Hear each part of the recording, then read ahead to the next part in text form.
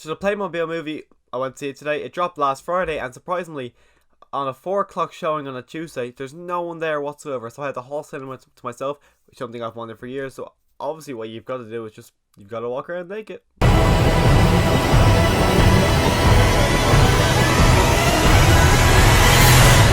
Hi, my name is Ushin, and I didn't know what to expect coming from Playmobil movie. When I seen the trailer, I didn't know what it was. When it came up, I'm like, that looks like really, really bad animation.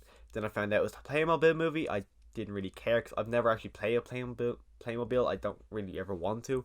It looks kind of boring. I don't see the enjoyment factor at all there. Like when you see Lego, you understand why.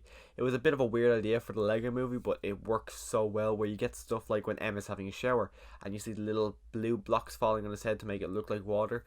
There was nothing you could really do with Playmobil kind of stuff like that to make it purpose to actually make these Playmobil characters rather than just normal animated toys. So I didn't really see a purpose of making this a Playmobil movie rather than just an obvious cash grab. But by judging that, I seen this, what was it, 4 or 5 days after the initial release, and the cinema was completely empty.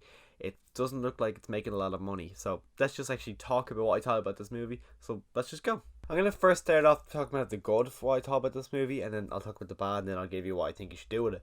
But the good, the voice acting, some of it was good, some of it was okay. Where Daniel Radcliffe I thought was really good. I didn't know he was in this movie, but once I think literally after his first sentence, I'm like, oh yeah, it's Daniel Radcliffe. You could tell straight away. But what he was given, I thought he did a pretty good job for it, and the character you actually believe. You believe that this character is him, even though you know it's Harry Potter. It's still, I just think, as far as I know, this is his first animated movie. He does a really good job with it, and as well, I don't know her name, the girl from Split and Glass. She does. You can like as well, you know it's her because you see it at the start of the movie. But I was looking at her, I'm like, is that her?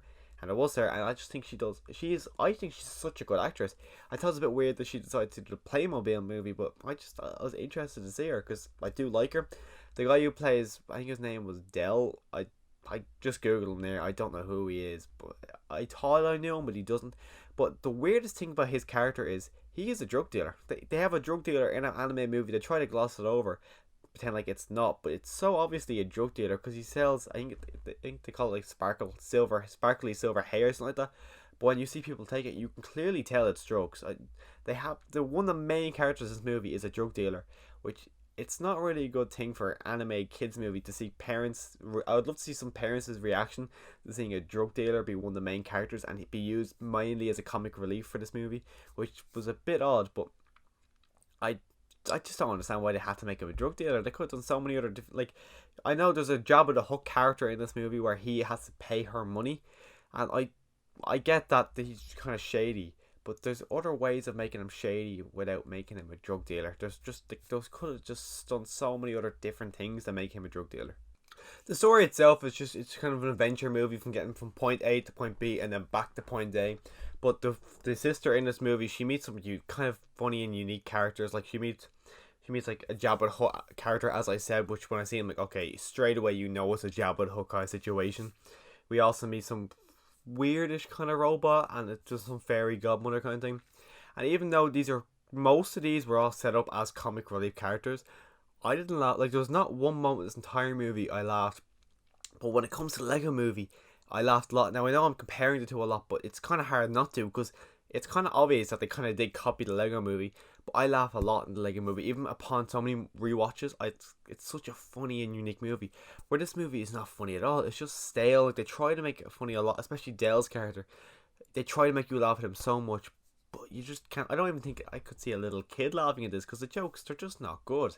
Like, there's a few things that you could maybe laugh at, but they're just not funny. There's nothing in this movie that stands out was extremely funny to me. And some of the things I really didn't like, I really did not like the animation. Now, I know that the animation is based off the Playmobil, but I just thought it was such an ugly looking animation to look at. And it was just so bland and boring. And that's what, you kind of want to go see an anime movie to look at the beautiful animation on screen. That's what, like, Pixar does, Disney does great. Even Sony with the Angry Birds, I thought the feathers and the birds were just so beautiful. I love watching animated movies, but this movie, it was just such a bland and boring looking movie. The animation was not there at all. Even the villain himself, he was just so irritating to listen to. Like, I seen the Horrible Histories movie about a week or two ago, and the villain in that one and this one, they're similar enough, But the villain in that in Horrible History is toned down a lot. Where this one, the slide up his annoying factor is right up to 11, and he's just extremely irritating to watch. And I didn't know the Playmobil movie was going to be a musical. So it starts off with a song.